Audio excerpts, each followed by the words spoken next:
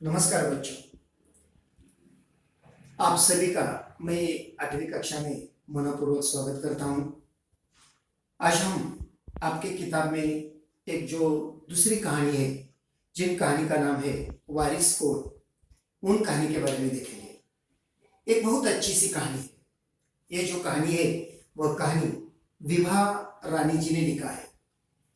बच्चों, एक बात है कि जब भी कोई आपके पिताजी होते हैं या घर का जो कोई मुखिया होता है, एक अंतिम समय में उन्हें हमेशा एक सताने वाली बात ये रहती है कि मैंने जो पूरी जिंदगी भर इतना सब कुछ कमाया है, इतना सब कुछ प्राप्त किया है, उनका वारिस कैसा होगा।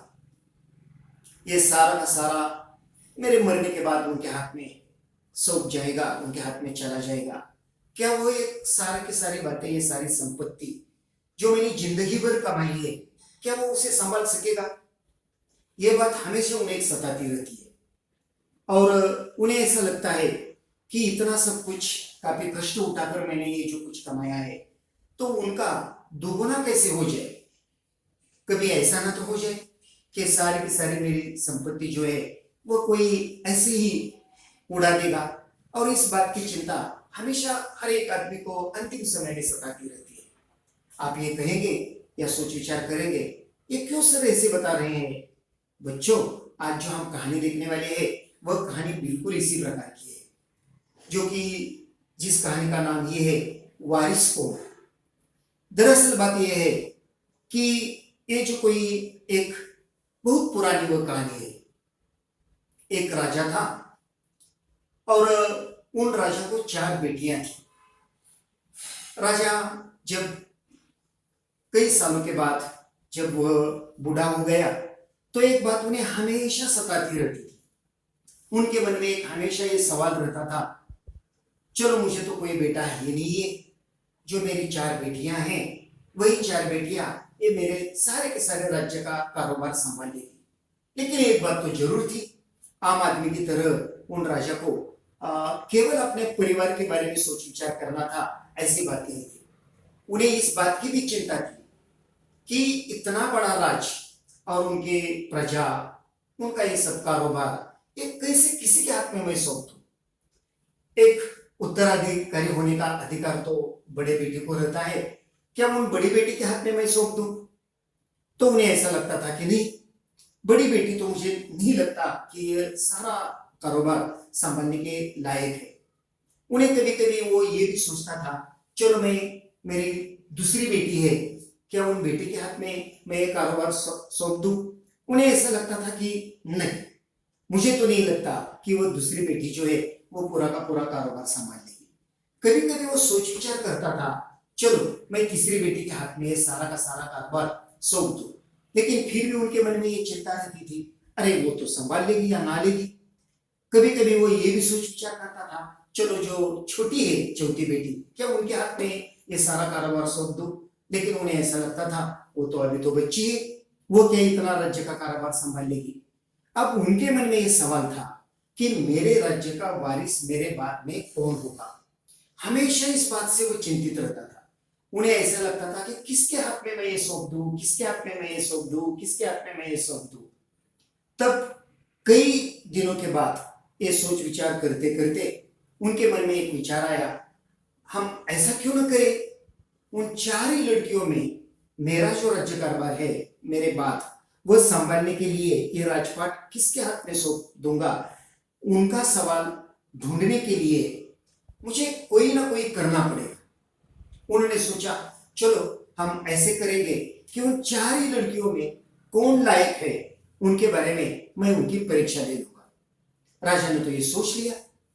उसमें एक दिन ऐसा हो गया कि उन राजा ने अपने 4 ही बेटियों को दरबार में बुलाया और दरबार में बुलाकर अब 4 ही बेटियों के मन में यह सवाल था कि अरे आज हमें पिताजी ने एक साथ 4 ही बेटियों को क्यों बुलाया है। तो राजा ने उन 4 ही बेटियों को दरबार में बुलाया और 4 ही बेटियों को बुलाकर उन्होंने हर एक के हाथ में 100-100 गेहूं के दाने दे दिए। 4 ही बेटियां एक दूसरे का मुंह ताकने लगी। उन्हें ऐसा लगा कि पिताजी ऐसे क्यों कर रहे हैं, और फिर उन्होंने 4 बेटियों को ये कहा कि देखो बेटियां, मैंने आपके हाथों में ये 100 गेहूं के दाने दे दिए। बेटियों ने राजा की तरफ देखा, उन बेटियों के चेहरे पर ये बात स्पष्ट थी कि क्या करना है हमें उन दानों का। तो राजा ने आगे अपनी बात बताई और उन्होंने कहा 4 बेटियों को कि देखो बेटियां, ये जो मैंने आपके हाथ में 100 गेहूं के दाने दे दिए हैं, अब आपको ये करना है, 5 साल के बाद मैं आपको ये गेहूं के दाने जो मैंने आपको दे दिए हैं, मैं फिर आपको वो मांगूंगा। अब आपकी मर्जी कि ये दानों को आप कैसे संभाल सकेगी। बस मुझे तो ये है कि 5 सालों के बाद मुझे ये 5 जो कि 100 दाने हैं, वो 5 सालों के बाद मुझे वापस देना है। तो ठीक है। तो चारों बेटे ने कहा कि हाँ पिताजी, कोई बात नहीं है, हम उन्हें संभाल कर रखेंगे। जब आप 5 सालों के बाद ये दाने हम आपको फिर हमें वापस मांग लेंगे तो हम आपको दे देंगे। राजा ने कहा चलो, अब आपने अपनी तरफ से ये जो गेहूं के दाने हैं वो कैसे संभाल कर रखना है, वह आपकी मर्जी की बात है। चारों बेटियां फिर अपने अपने कमरे में आ गई और कमरे में आने के बाद जो बड़ी बेटी थी, उन बड़ी बेटी ये सोचने लगी, अरे कैसे पिताजी है, गेहूं के दाने दे दिए हैं और कहा है 5 सालों के बाद फिर मुझे वापस देना है। उन्होंने क्या किया बच्चों मालूम है, ये सारे गेहूं के दाने उठा दिए और खिड़की में से बाहर फेंक दिए। और उन्होंने शायद ये सोचा कि चलो, अगर 5 साल के बाद पिताजी हमें फिर मांगेंगे तो उसमें कौन सी मुश्किल बात है, हम भंडार से लाकर पिताजी के सामने रख देंगे और कहेंगे ये ले लो, आपने जो हमें 5 साल पहले जो दाने दिए थे वह आपके पास मैं वापस दे रही हूँ। जो दूसरी बेटी थी, उन दूसरी बेटी ने क्या किया मालूम है आपको बच्चों, उन्होंने क्या किया, एक चांदी की डिब्बी ले ली, उन्हें अच्छी तरह से मखमल से सजाया, ये 100 गेहूं के दाने उन्होंने उसमें बंद कर दे दिए और एक चांदी की डिब्बी अपने संदूकचे में अच्छी तरह से रख दी। और उन्होंने ये सोचा कि जब पिताजी फिर हमें ये 5 सालों के बाद वो मांगेंगे तब हमें ये डिब्बी निकाल कर उन्हें दे देंगे, बहुत अच्छी तरह से वो रह जाएंगे, उसमें मुश्किल ही क्या है। अब रही बात तीसरी बेटी की। अब जो तीसरी बेटी जो थी, बस वो सोचती रही कि हमें उनके बारे में क्या करना है। उनके दिमाग में कोई तो बात आ ही नहीं रही थी। वो बार बार सोचती थी कि क्या करना पड़ेगा उन सौदानों का, क्या करना पड़ेगा उन सौदानों का, क्या करना पड़ेगा वो सौदानों का। वो 2-4 दिन तक बस केवल सोचती ही रही। आपके सामने ये सवाल होगा, अब चौथी बेटी का क्या होगा। वो तो बहुत शरारती थी, वो तो बच्ची थी, वो तो बहुत छोटी थी। और उन्होंने क्या किया, ये जो कोई दाने हैं, वो चौथी बेटी ने वो गेहूं के दाने भुने और भूनकर उन्होंने सारे के सारे दाने खा डाले। गेहूं के दाने भूनकर खाना उन्हें बहुत अच्छा लगता था। और उसी के साथ साथ उन्होंने ये भी सोचा, अरे कैसे पिताजी है, ये गेहूं के दाने दे दिए है और हमें कहा है 5 साल के बाद वापस दे देना, ऐसा भी क्या कोई बात होती है। और इसी तरह 4 बेटियों ने अपने अपने ये जो कोई दाने हैं, 3 बेटियों ने अपने जो कोई ये दाने हैं, उन दानों के बारे में ये सारी की सारी बात कर दी। जो पहली बेटी थी उन्होंने क्या किया, सही है, उन्होंने उठाकर खिड़की से बाहर फेंक दिया। दूसरी बेटी ने क्या किया, तो दूसरी बेटी ने एक चांदी के डिब्बे में लाकर उन्हें सजाकर अपने संदूकचे में रख दिया। तीसरी बेटी तो अभी तो सोचती रही, उन्हें क्या करना है, क्या करना है, क्या करना है। चौथी बेटी जो शरारती थी, उन्हें तो भूनकर सारे के सारे दाने खा डाले। रही बात अब तीसरी बेटी की।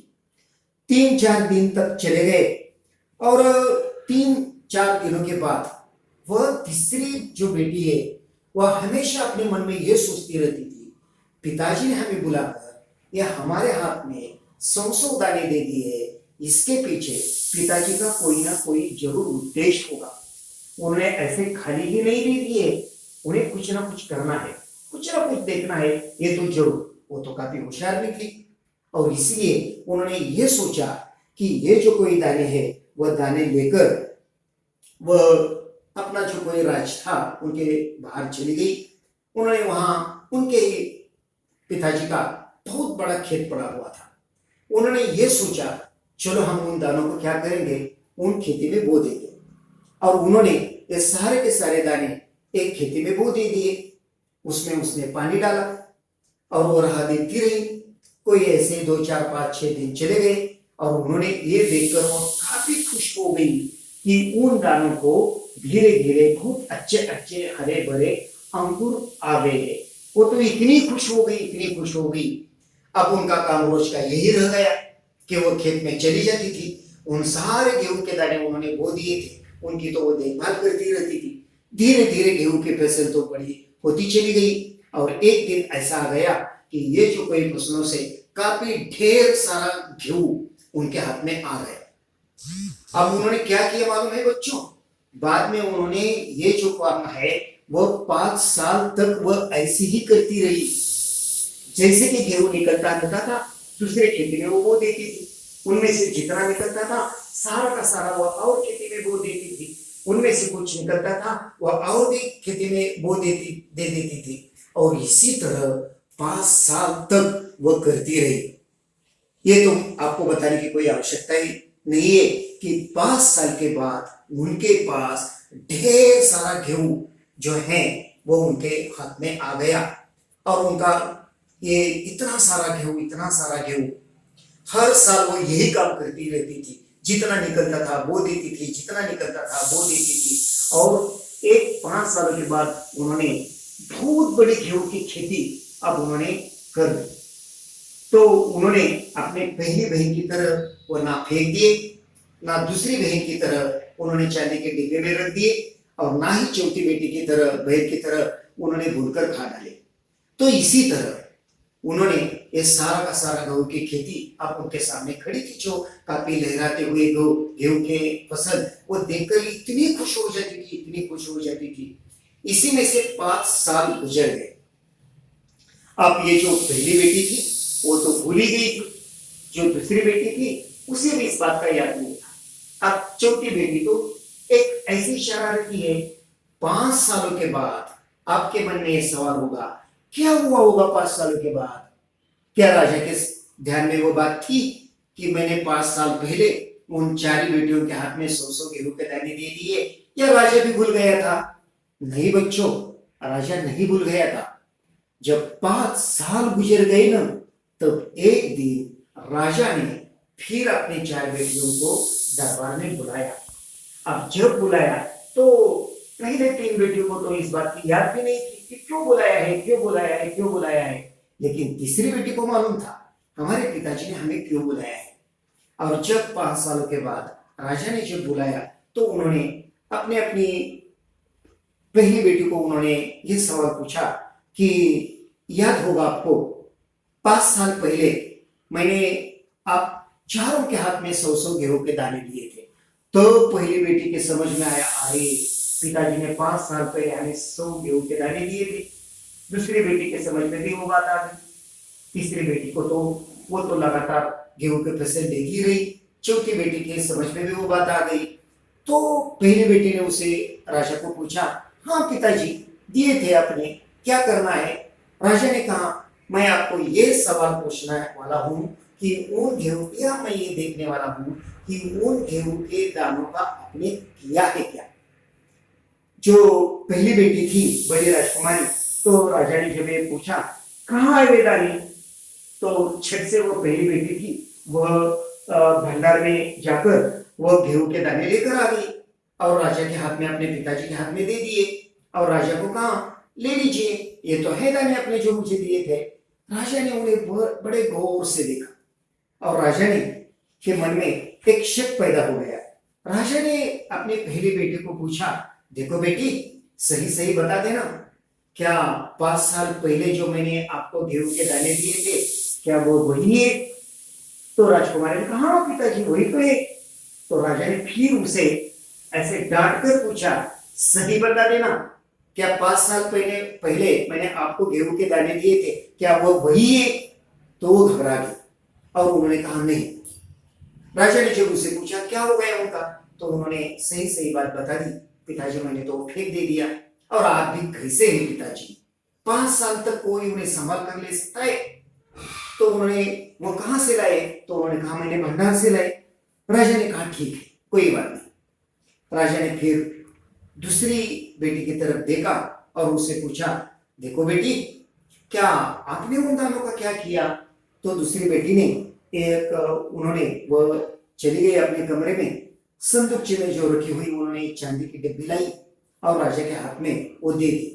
उन्हें तो ऐसा लगता था कि मैंने चांदी के डिब्बे में रखा है, इसलिए सारे के सारे गेहूं बहुत अच्छी तरह से हो गए। राजा ने उन्हें खोल कर देखा, अरे उन्होंने अपने माथे पर हाथ लगा दे दिया, क्योंकि सारे के सारे गेहूं सड़ गए थे। जब उन्होंने अपनी दूसरी बेटी को वो दिखाया, तब उन्होंने भी अपने माथे को हाथ लगा दिया कि सारे के सारे गेहूं सड़ गए। अब उन्होंने तीसरी बेटी की तरफ देखा। तीसरी बेटी को उन्होंने पूछा, बताओ बेटा, आपने तो क्या किया उन गेहूं का?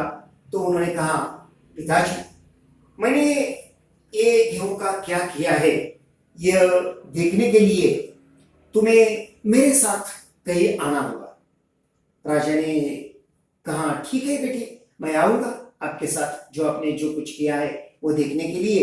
लेकिन इससे पहले मैंने ये जो छोटी बेटी है उससे मैं पूछूंगा कि आपने क्या किया। उन्होंने अपने छोटी बेटी की तरफ देखा और छोटी बेटी को उन्होंने पूछा कि आपने उन दानों का क्या किया? तो जो राजा है, जो चौथी बेटी है, उन्होंने कहा, आप भी ना पिताजी किस चक्कर में पड़ जाते हैं, 5 साल तक उन्हें कौन संभाल सकेगा? आपको तो मालूम है कि मुझे ये गेहूं के दाने भूनकर खाना बहुत अच्छा लगता है। 5 साल पहले ही मैंने वो गेहूं के दाने भूनकर खा डाले हैं, और आप ऐसे क्यों कर रहे हैं कि ये गेहूं के दाने 5 साल के बाद हमें पूछ रहे हैं? ये अच्छी बात नहीं है पिताजी। तो राजा ने चारों बेटियों का ये जवाब सुना। जो पहली ने जो फेंक कर उठाकर फेंक दिए थे, दूसरे ने चांदी के डिब्बे में रख दिए थे, तीसरे का तो कोई जवाब, केवल इतना ही था, मैंने जो कुछ किया है वो देखने के लिए आपको मेरे साथ आना पड़ेगा। और चौथी बेटी ने जो ये है वो भूनकर खा डाले थे। ये चार ही बेटी का सवाल सुनकर राजा बड़े ऐसे ही उन्हें एक चिंता और सताने लगी। उन्हें ऐसा लगा, क्या है, मैंने जो ये उनकी परीक्षा ले ली, मुझे तो नहीं लगता कि इससे कोई फायदा होगा। लेकिन एक बात तो जरूर थी कि राजा के मन में अब एक बात का, यानी कि राजा के मन का हौसला बढ़ाने की केवल एक ही बात बाकी थी कि जो तीसरी बेटी का जवाब कि पिताजी, मैंने आपको उन गेहूं के दाने का क्या किया है ये देखने के लिए आपको मेरे साथ आना पड़ेगा। बस यही एक बात थी कि राजा के मन की चिंता मिटाने के लिए लायक थी, ऐसी नहीं है। लेकिन उन्हें एक ऐसा लगता था, क्या किया होगा, क्या किया होगा। शायद बच्चों आपके भी मन में ये सवाल होगा कि उनने तीसरी बेटी ने ये गेहूं के दाने का क्या किया होगा। और बाद में राजा ने उन 4 बेटियों में से किसी अपने राज्य का वारिस माना, ये देखने के लिए आपको थोड़ा सा रुकना पड़ेगा। और उनका जवाब हम कल देखेंगे, जो बाकी पाठ रह गया उसमें, कि जो राजा ने अपने राज्य का वारिस किसे नियुक्त किया। धन्यवाद।